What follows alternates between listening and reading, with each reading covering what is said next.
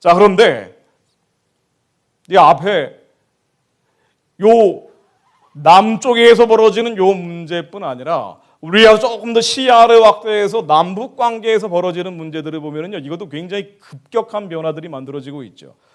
이번 정부의 대북 정책, 즉 통일 외교 안보 정책의 큰 원칙은 저는 이렇게 생각을 합니다. 대통령께서 6월 30일 날 미국의 CSIS라는 유명한 연구소에 가서 발표한 것처럼 우리의 대북 정책의 큰 원칙은 이것이다. 4가지의 노예 원칙이다. 대북 적대, 즉 북한 김정은 정권에 대해서 적대하지 않을 것이고, 북한 김정은 정권에 대해서 공격하지도 않을 것이고, 북한 김정은 정권을 교체해서도 안 되고, 북한 김정은 정권이 붕괴돼서도 안 된다. 이 원칙을 밝힌 바가 있죠. 정권이 교체된 다음에 미국에 가서 우리의 방향이 이런 것이다라고 선언을 한 건데, 사실은 이 4개의 노예 원칙에 따라서 모든 통일 외교 안보 정책이 지금 재편성되고 있다라고 해도 과언이 아닙니다. 자, 그래서 통일부에서 얼마 전에 발표한 내용인데요. 혁신위원회라고 해서 일종의 적폐청산 TF 중에 하나인데, 이 통일부에서 발표한 내용들을 보면은 사실은 지금 나오고 있는 것들이 이게 좀 의아하긴 하지만은 여러분 이 4개의 노예 원칙을 잠깐만 기억하시면 굉장히 이해하기 편하실 거예요. 여기에 따라서 다 나오는 거예요. 어떤 경우에도 북한에 대해서는, 그러니까 북한 정권이 무너지는 것은 허용할 수 없다는 겁니다. 자, 그렇기 때문에 예전에 개성공단이 폐쇄된 것, 5.24 조치라고 해서 북한이 천안함 폭침을 하고 나서 북한에 대한 현찰 지원을 중단한 게 5.24 조치죠. 이 개성공단 폐쇄는 박근혜 정부 때 있었고 5.24 조치는 이명박 정부 때 있었는데, 이 2개의 조치가 적법 절차 없이 대통령이 독단적으로 결정한 불법 행위라는 식으로 발표를 했죠. 그런데 북한이 잘못한 건 뭐냐면요, 개성공단을 폐쇄할 때 어떤 때였냐면 북한이 핵실험을 했어요. 그래서 개성공단에 있는 노동자들이 인질이 되기 직전인 거 아니냐라는 우려가 제기됐다고요. 자, 그래서 이러한 북한의 문제들, 장거리 비행 미사일 발사라든가 핵실험이라든가 이런 문제들에 대한 지적이 아니고, 오히려 개성공단이 폐쇄된 것이 대통령이 불법적인 행위를 한 것처럼 인식을 하고 있다는 거예요. 5.24 조치는 왜 나왔냐면요, 북한의 천안함 폭침 때문에. 그래서 46명이 한국 군인들이 돌아가셨고 죽었고, 우리 구조 과정에서 10명이 죽었습니다. 이러한 끔찍한 참사가 있었기 때문에 현찰 지원을 중단한 것인데, 오히려 이 문제들보다 적법 절차가 없는 불법 행위를 한국 정부가 저지른 것처럼 인식을 하고 있다는 거죠. 또 왜 이럴까 하고 들여다보면 4개의 노예 원칙, 여기에 따라서 모든 정책들이 나오고 있는 거라고 봐야 될 겁니다. 자, 민주평통 대통령 정책자문회의죠. 여기에서는 얼마 전에 전 세계 북한 대사관에 꽃다발을 보내들여다가 취소된 사례가 있습니다. 자, 이러한 흐름 속에서 평창 올림픽을 이른바 평화올림픽으로 만들겠다는 취지로 북한 당국에 대해서 많은 러브콜들을 해왔죠. 이홍구 전 총리 등 이 민간 단체들에서도 한미 군사훈련을 중단하자, 미국과 북한이 군사행동을 서로 중지해야 된다. 사실 미국이 군사행동을 한 적은 없어요. 북한의 군사행동을 저지할 수 있도록 핵실험이나 미사일 발사를 하지 말라고 해야 되는데, 오히려 미국이 한국과 하는 군사훈련을 중단하라고 한국 원로들이 제시를 합니다. 여기에 또 호응을 해서 대통령께서 직접 미국의 MBC에 인터뷰를 하셨죠. 한미 군사훈련을 연기해야 된다. 즉 평창올림픽 이후로 연기하자라고 제안을 했습니다. 미국이 이미 제안을 했다라고 발표를 하고, 여기에 호응을 해서 김정은이 올해 1월 1일 어제 신년사를 통해서 여기에 호응을 한 거예요. 한국이 북한에 대해서 대북 유화적인 정책들을 연쇄적으로 펴나가는 과정에서 좋다, 우리가 이걸 받아들이겠다라고 하면서 겨울 올림픽 경기대, 즉 평창 올림픽 때 이에 민족의 위상을 자랑할 수 있는 좋은 계기이기 때문에 우리가 대표들을 파견하고 북남 당국이 시급히 만나겠다라고 호응을 해온 겁니다. 자, 이게 아마 일반 국민들은 남북 간의 화해가 조성되기 때문에 좋은 게 아니냐라고 생각하는 국민들이 아마 10명 중에 7명 정도 되는 것 같아요, 여론조사를 보면. 자, 그런데 이 자세히 내용을 들여다보면 우리가 그냥 웃을 수 없는 것이, 이런 얘기들을 김정은이 하면서 평창에 오겠다고 한 거예요. 뭔고 하니, 우리 서로 상대방을 자극하는 불화와 반목을 중지해야 된다라고 하면서 남조선 당국이 우리 자극하는 법과 제도들을 중지하라. 이건 이제 국가보안법 같은 걸 얘기하는 겁니다. 그리고 접촉과 내왕을 금지하는, 즉 북한에 대해서 와서 지원을 하는 민간단체들의 활동을 막지 마라. 이거 왜 막혀 있냐면요, 북한이 핵실험을 하고 미사일 발사해서 막혀 있는 거거든요. 그런데 여기에 대해서 이 북한과 연합해서 통일하겠다는 분위기를 막지 마라 라고 하면서 이 조건으로 우리가 평창에 오겠다고 한 거예요. 그러면서 우리는 총공세를 벌여서 최후에 발악하는 적대 세력들의 도전을 짓부실 것이다. 지금 미국과 그리고 한국에서 대한민국의 자유민주주의 체제를 지키려고 하는 흐름들을 얘기하는 거겠죠. 그러면서 또 이렇게 얘기합니다. 우리가 평창에 오긴 오는데 오는 대가로 우리는 무엇을 할 것이냐? 핵무기를 절대로 포기하지 않는다 그랬어요. 그리고 미사일 발사도 앞으로 계속할 거고 대량 생산하겠다고 얘기했습니다. 실전 배치를 할 것이고 또 한 가지 강한 요구를 했죠. 너희 남한은 외세와의 모든 핵전쟁 연습을 그만둬야 한다. 즉 한미 군사훈련을 연기하는 게 아니라 아예 그만둬라. 그리고 미국의 핵 장비들과 침략 무력을 끌어들이는 1차 행위들을 걷어치워라. 한미 군사동맹을 끝내라고 얘기했어요. 그리고 김정은이 또 얘기합니다. 우리가 왜 이 요구를 하는 거 아니? 우리의 목표가 있다 그랬어요. 김정은은 왜 이 요구를 했냐면요, 한국 정부 좋으라고 평창 올림픽에 오겠다고 한 게 아니에요. 김정은이 스스로 얘기를 합니다. 우리가 왜 이 요구를 하는 거 아니? 우리는 조선노동당의 주체혁명 승리를 위해서다. 주체혁명이 뭡니까? 주체사상을 가지고 혁명해서 남한을 흡수하는 거죠. 북한은 그렇게 주장하는 거예요. 우리는 이 혁명의 최종 승리를 위해서 이러는 것이다. 그래서 사회주의 강국을 건설하겠다. 우리는 이 승리를 위해 혁명적인 총공세를 할 것이고 혁명적인 총공세로 사회주의 강국 건설하는 것이 올해 우리의 슬로건이다. 구호다라고 얘기를 했어요. 김정은이 왜 평창에 오냐면요, 우리는 주체혁명을 통해서 사회주의 강국을 건설할 것이다. 이 사회주의 강국, 이 주체혁명의 승리는 뭐냐? 내외 반통일 세력의 책동을 짓부수고 그리고 우리 민족끼리, 김정은이 얘기하는 우리 민족은 뭐냐면요, 김일성 민족입니다. 북한은 김일성 민족이라 그러죠. 주체 사상을 따르는 사람만이 민족이라는 거예요. 그래서 이 우리 민족끼리 내외 반통일 세력, 주체 사상을 따르지 않는 사람들을 다 짓부시고 조선 노동당이 주도해서 주체 혁명 위협의 최후 승리를 가져올 것이다. 이 사회주의 강국을 만들기 위해서 조선 노동당의 영도를 따라서 우리가 이끌 것이니까 다 여기를 따르는 혁명의 새 승리를 가져오자 그랬어요. 그래서 평창에 오겠다고 한 거예요. 그러니까 우리가 제안한 것과 북한이 주장한 것이 다르죠. 그런데 북한의 김정은이 이 발표를 하고 나서 우리 정부는 환영한다라고 발표했어요. 그리고 어떤 조건도 달지 않았습니다. 청와대에서 공식 성명이 나온 게. 이게 약간 좀 당황스러운데 어쨌든 뭐 판단하십시오. 자, 지금 한반도에서 벌어지고 있는 것은요, 남한에서 아까 전문가들 얘기에 따르면 국가 사회주의라는 표현도 나왔고요, 사회주의적인 방식이라는 표현도 나왔습니다. 야당에서는 사회주의라는 단어를 아예 쓰고 있더군요. 어쨌든 대한민국 헌법에서 자유시장 경제, 자유민주 통일, 이 자유라는 단어를 빼버리겠다는 거예요. 그래서 헌법을 바꾸겠다는 흐름과 함께 한국의 헌법이 굉장히 좌향좌할 것은 분명하겠죠. 여기에 남북 관계에서 북한과 연대하고 연합하는 분위기가 강력히 조성이 되고 있습니다. 이걸 뭐 다양하게 평가할 수 있고 다양하게 표현할 수 있겠죠. 자, 그런데 이 문제는 뭔가 아니에요. 제가 지적하고 싶은 것은 남북 간의 이러한 연대와 연합의 결과가 무엇이냐는 거예요. 그 결과는 한미 관계가 멀어지고 나아가서는 끊어지는 거예요. 근데 왜 이러냐면 남북 관계가 화해하고 연합하고 연대하고 그러면서 한미 관계도 유지될 수가 있어요. 원래는 예전에 노무현 김대중 정부 때는 그런 적이 있습니다. 있기는 끊어지진 않았죠, 한미 관계가.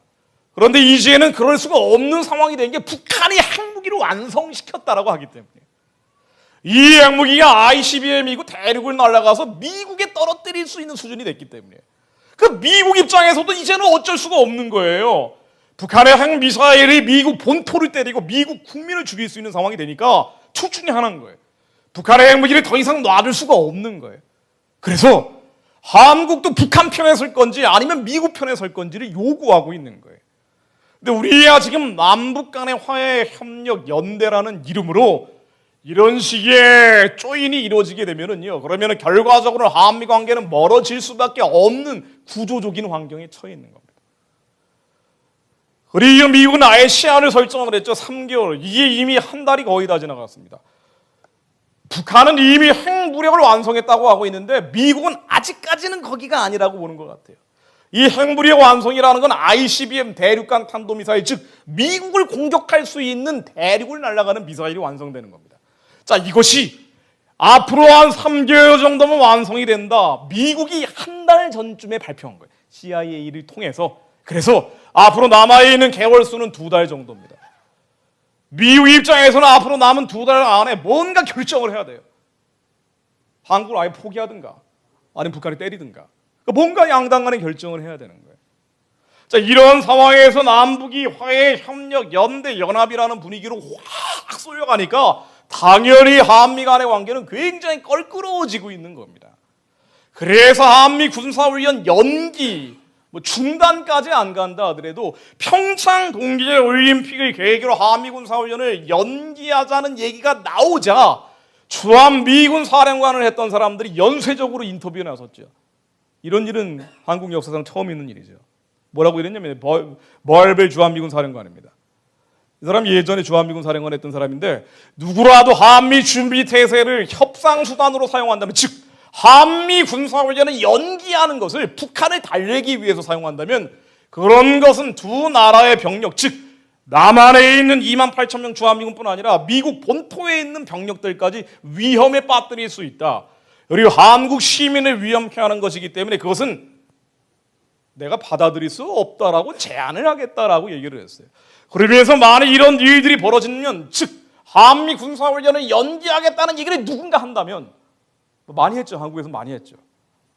그런데 이 일을 누군가 한다면 미국이 한미동맹을 버려야 할 시점이라고 강력히 권고할 것이고 주한미군 철수와 한미 상호 방위조약 파기를 내가 대통령에게 권고하겠다라고 했어요. 만일 한미군 사훈련을 중단한다면 그러면 주한미군 철수하고 한미군사동맹 폐기하겠다라고 얘기를 한 거예요. 자, 이 사람뿐 아니라 제임스 셔먼 전 주한미군 사령관도 북한의 도발을 막아야 되는데 북한 도발을 막는 게 아니라 북한을 달래는 식으로 한미 군사훈련을 사용한다면 그건 받아들일 수 없는 것이다. 존 티어리 주한미군 사령관도 마찬가지입니다. 국가 지도자의 첫 번째 의무는 자국민 보호고 군사훈련이라는 건 한미연합군 준비태세의 핵심적인 것인데, 자, 이것을 북한을 달랜다는 이유로 사용하면 되겠는가라고 얘기를 합니다. 자, 그래서 나오고 있는 얘기들은 뭐냐면요, 우리 남북 간의 화해, 협력, 연대, 연합, 국민들은 아마 이것만 볼 겁니다. 그래서 10명 중에 정말 6, 7명은 다 지지해 주는 것 같아요. 자, 그러나 실제 그 안에서는 한미 관계는 끊어져 가고 있죠. 여기에 지난번에 말씀드린 것처럼 3가지 노예 원칙을 한국 정부가 바꾸지 않고 있습니다. 이 3가지 노예 원칙은 아까 4가지 노예 원칙에 따라서 나오는 것인데요. 사드를 추가로 배치해야 되지 않겠느냐라고 미국이 제안을 했어요. 북한의 핵미사일이 너무 고도화되기 때문에. 그러나 추가 배치 안 하겠다라고 발표를 하고 이걸 중국에 대해 약속을 해준 것이 3가지 노 중에 하나죠. 어쨌든 미사일 방어 체제도 앞으로 하지 않겠다. 한미일 군사동맹도 앞으로 하지 않겠다. 북한 핵미사일을 막기 위한 핵심적인 조치들이라고 거론되는 것들인데 여기에 대해서 안 하겠다라고 중국에게 약속을 하니까 미국 언론에서는 야, 이거 이상하다, 이러면 되느냐라고 굉장히 비판적으로 나오고 있다는 말씀을 드렸습니다. 여기에 추가해서 미국이 얼마 전에 신안보 전략이라는 걸 발표했어요. 이 신안보 전략은 뭐냐면요, 앞으로 미국은 고립하지 않고 개입하겠다는 거예요. 원래 미국은 고립하지 않고 미국, 즉 아메리카 반도 안에서 고립해 있던 것이 전통적인 원칙인데 이게 아니라 적극적으로 세계에 개입을 하겠다라고 얘기하면서 뭐라고 얘기하냐면요, 사실상 중국이 잠재적 적국이라는 식으로 얘기를 했어요. 경쟁국 컴페티터라고 표현을 해놨는데 그 전에 나온 맥메스터 국가안보보좌관의 표현에 따르면 이것은 경제 침략자들이다라고 아예 노골적으로 중국과 그리고 북한을 제시를 하면서 비판을 했죠. 그래서 미국은 앞으로 중국과 경쟁을 할 것이고 중국과 대립할 수밖에 없다. 그리고 그 앞에 나와 있는 북한에 대해서는 우리는 용서하고 용인할 수 없다라고 하는 게 미국의 신안보 전략이에요. 그리고 여기에 따라서 얼마 전에 트럼프 대통령이 한국에 와서 우리가 이 중국과 북한에 대해서 대응을 해야 되지 않겠습니까? 라고 하면서 인도 태평양 지역 안보, 새로운 안보, 한미 군사동맹을 포함하는 새로운 안보 전략을 한국 대통령에게 제시했는데 한국 대통령께서 그 자리에서 거절하셨죠. 그리고 4일 뒤에 시진핑 주석을 만나서 대통령께서는 중국 시진핑의 1대1로라는 중국몽, 중국의 꿈이죠. 여기에는 적극적으로 지지하고 참여하기로 한 겁니다. 즉 미국에서 이탈돼서 중국 쪽으로 가고 있는 거죠. 왜 이럴까? 아까 네 가지 노예 원칙을 생각하시면 돼요. 북한에 대해서 적대적으로 가지 않겠다. 북한 정권이 교체돼서도 안 되고 북한 정권이 붕괴돼서도 안 된다. 자, 이러한 원칙들에 따라서 여러 가지 외교 안보 정책들이 바뀌고 있는 겁니다. 70년 동안 한반도의 안전판 노릇을 했던 한미 군사동맹에서 점점 이탈돼 나오고 있는 것은 분명한 흐름이고요. 그리고 중국 쪽으로 빨려 들어가고 있는 것도 분명한 흐름인데, 지난번에 대통령께서 시진핑을 만나고 중국을 방문을 하셨죠. 여기에서 4차례나 중국과 운명 공동체가 될 것이다, 운명의 동반자가 될 것이다 라고 선언을 했습니다. 근데 한미 간의 운명 공동체나 운명의 동반자가 되겠다고 한 적은 지금까지 한 번도 없어요. 그런데 우리는 이미 중국과 운명 공동체, 운명의 동반자가 돼버렸습니다. 자, 그래서 중국의 외교부 장관이 한국 대통령 어깨를 툭 치면서 굉장히 좋아했죠. 우리 대통령께서는 귀국하셔서 중국이 1대1로 구상과 연계해서 우리가 속도를 내야 된다라고 얘기를 했고, 그리고 이에 맞물려서 한미일 항공모함 훈련은 한국의 반대로 무산이 되고, 그리고 한일 북한이 ICBM, 아예 IRBM이라는 ICBM에 그에 준하는 미사일을 발사했을 때 한일 국방장관 회담을 하려고 하는데 이 전화가 걸려왔을 때 한국이 그걸 거절했다고 하죠. 반면에 우리가 미국과 일본과는 점점 멀어지고 있지만 중국 쪽으로는 빨려 들어가고 있기 때문에 한국의 영공이죠. 카디즈라고 합니다. 방공식별구역이라고 하는데 여기에 중국 비행기들이 많이 들어오고 있죠. 근데 중국은 이제 한국이 편한 거예요.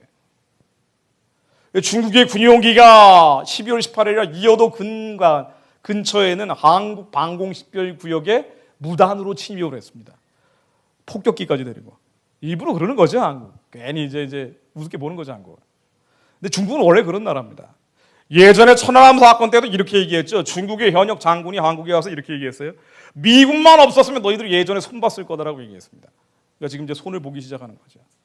우리 한국은 대통령께서 12월 6일 날 밝히신 것처럼 한미동맹의 기초가 되는 전시작전 통제권을 조기에 환수하도록 다시 한번 지시를 내립니다. 한미 군사동맹의 핵심적인 게 바로 이 전시작전 통제권이에요.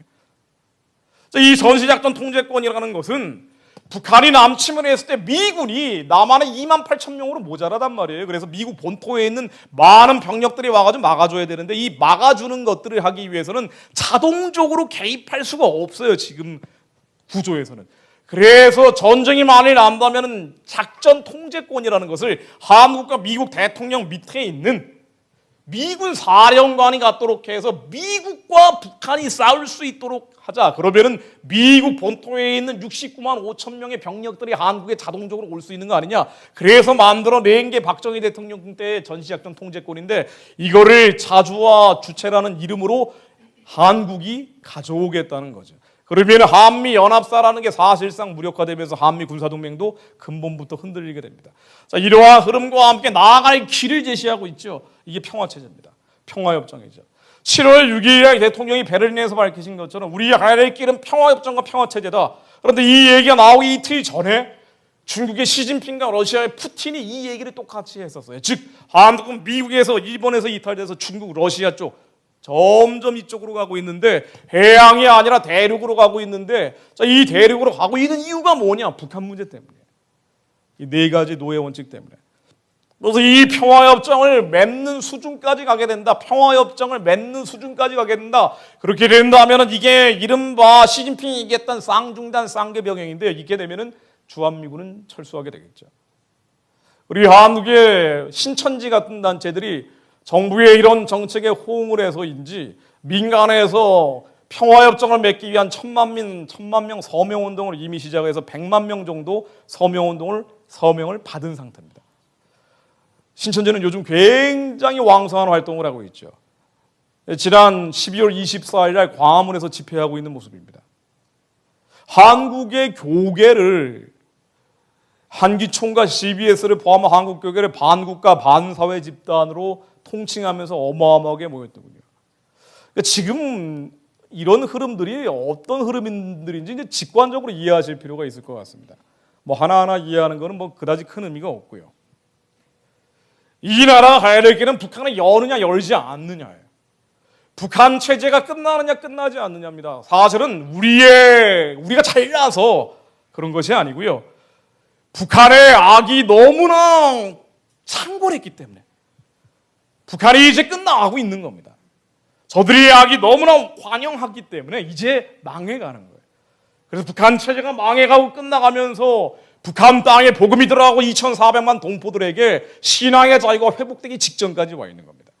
근데 그들에게 신앙의 자유가 회복이 되면 복음 안에서 통일될 가능성이 많아지기 때문에 이렇게 될 경우에는 이 나라가 선교하는 통일왕국으로 뻗어가는 거예요. 우리의 남한 땅에 태어났지만 자동차 타고 연해주를 가고 기차 타고 이스라엘까지 가서 복음 전하는 그런 나라가 이루어지는 겁니다. 근데 이런 나라가 이루어지는 것은 사단 입장에서는 결사반대, 절대반대하는 상황이에요. 그러다 보니까 진리가 아닌 영역에 있는 사람들은 다 뭉치는 거예요. 복음 통일된 제사장 나라가 이루어지기 직전까지 오니까.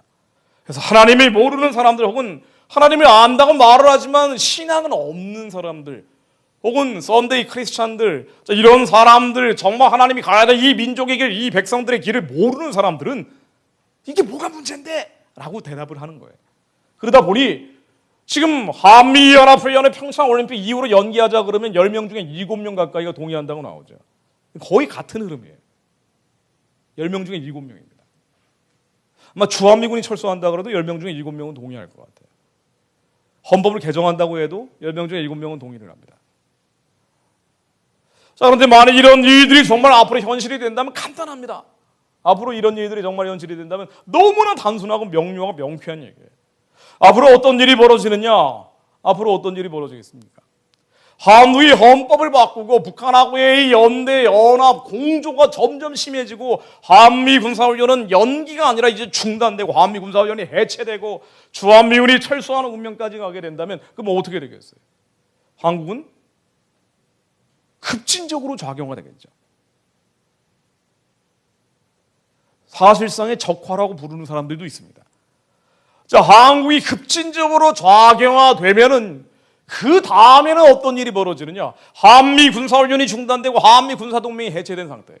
아마 그때는 미국이 자유롭게 북한을 때릴 겁니다. 한미 군사동맹이 있고 한미 군사훈련이 진행되는 중간은 한국이 반대하는 한 미국이 임의로 북한을 때릴 수는 없어요. 굉장히 어렵습니다. 한국이 결사반대하고 절대반대합니다. 그러나 한미동맹이 끝나버리면 그때는 한국하고 아무 관계가 없기 때문에 좀 북한에 내버려 둘 리가 없어요.